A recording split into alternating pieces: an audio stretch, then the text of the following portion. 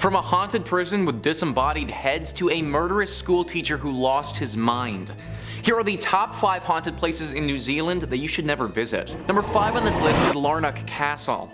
New Zealand isn't like a lot of European countries with tons of castles. In fact, as far as castles go, they hardly have that many at all. That's why it kinda sucks that one of their only ones and one of the most beautiful just has to be haunted. Travel Triangle writes, one of the spookiest places in New Zealand, the Larnach Castle, is famous for being one of the few castles in the country. The story goes as follows. The castle's ballroom was gifted by Larnach to his daughter Katie on her 21st birthday. Unfortunately, she died young due to typhoid cancer. His first 2 wives also died while in this castle, and he himself took his own life after learning of his son's and his 3rd wife's affair. Later, the castle was also a mental hospital during the World Wars. While Katie is seen swirling in the ballroom, he too has been spotted roaming around the corridors. Instances of people being pushed, touched on the back, and others have all been reported. Well, that is just all kinds of messed up, guys. Why couldn't this have been the last season of Game of Thrones instead of what we did get? We got disease, affairs, multiple wives, people taking their own life, and then on top of all of that, this castle was literally used as a mental hospital during the World Wars.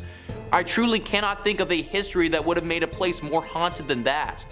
Apparently, the ghost of the father who killed himself is often spotted at this location. He'll appear to visitors and will moan and cry to them, seemingly regretting his decision. Some people have also spotted a ghoul-like creature that looks a little bit like the Joker. It's in a straitjacket and has this menacing smile that looks sinister but also gives you the feeling that this creature isn't in control of its actions. It's really too bad that this is the reality of Larnach Castle, because I looked at some photos and from the outside, it's pretty cool. Even though it looks really nice, I can't in good conscience recommend that you go here though. Number 4 on this list is the Puhinui Homestead. This homestead is located in the Howick Historical Village, which was built in 1861, but then moved to where it sits now in 1982. NewsHub writes, over the years there have been sightings of a woman in white ascending the stairs. Footsteps have been heard from the halls with no one around to make them, and the sound of objects being dragged across the floor has reportedly echoed through the empty walls. Wallbank stayed overnight in the homestead to try and see whatever was going on in the night for himself. He says there was a feeling of being watched, but it didn't make him feel afraid. As the night alone in the old building progressed, there were sounds he couldn't explain. Scuffing sounds and swishes. It's like there's something just around that corner, he wrote in a journal at the time. Hiding or doing something. I'm thinking of a rat, but I can't see one. At around 3 a.m., Wallbank heard a bang as though something had fallen over. Turns out the torch he had set up on a chair upstairs had fallen or been knocked over. Footage shows the torch flying down the stairs as though it had been thrown. But there's no camera on the torch itself, so just how it moved like that is still a mystery. Video footage of the stairs doesn't show much, just a slight shadow maybe. But it's the audio that's odd. Loud noises that sound like a cabinet being dragged across the floor. A series of footsteps and several loud clanking noises similar to that made by a metal bucket. Whenever ghosts or paranormal beings have the ability to move physical objects, the stakes, they get raised a lot. Think about it. If that torch just so happened to land on something flammable and Wallbank wasn't there to hear it right away, then that entire house could have gone up with him in it. Ghosts like this are dangerous and have no care for human life. Why this ghost is here or why they're pissed off at humans is a mystery as well. Maybe if we knew that, then we could at least do something to appease it, but we can't. Once again, this is the case of a spot in New Zealand that for whatever reason is just deeply haunted. Number 3 on this list is the Napier Prison. Napier Prison is the oldest jail in the country, dating all the way back to 1862. The prison shut down its activities in 1993, but that was after 130 years of reluctant guests staying here and doing enough damage to cause it to become seriously haunted. Like most jails back then, there were some serious injustices that took place here. The prisoners were treated brutally. They could be tortured, beaten, or in some cases even killed. There's an area of the prison called the Hanging Yard, and I think you can probably imagine what happened there based on the name. This prison also housed some of the hardest criminals in New Zealand. Granted, it also housed some people who did some petty crimes too, and some who were even just generally innocent. The dark history and the numerous human rights violations that went down here have left their mark for sure. The first thing that goes is technology. Those who go here say that cell phones stop working, cameras have a hard time capturing images, and if they brought a computer, then that's as good as useless. Then you get hit with the shadows. What is a brightly lit room all of a sudden just gets filled with darkness from literally nowhere. How it got there is anyone's guess. And last is the faces. Disembodied faces show up in this dark haze and either speak to visitors or attack them. Sometimes they'll come straight out of the walls, and sometimes they'll just appear in front of you.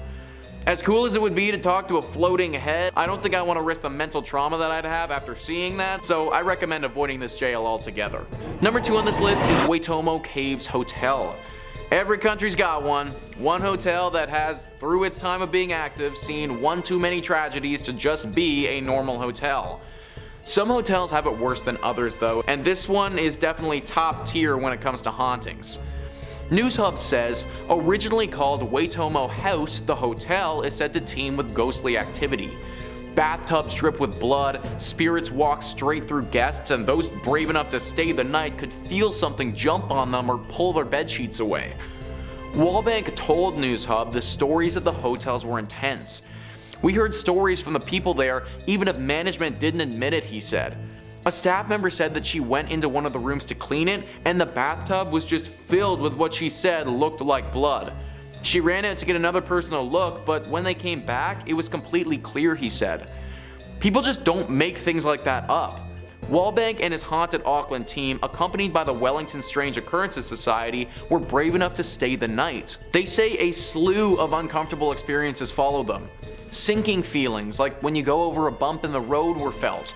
A ball of light passed straight through one of the investigators, and multiple people felt as though they were being watched. Unexplained whispers were captured using voice recording technology, and one of the investigators claimed to have seen a dark shadow streak across a hallway. So this is just a big fat no for me, guys.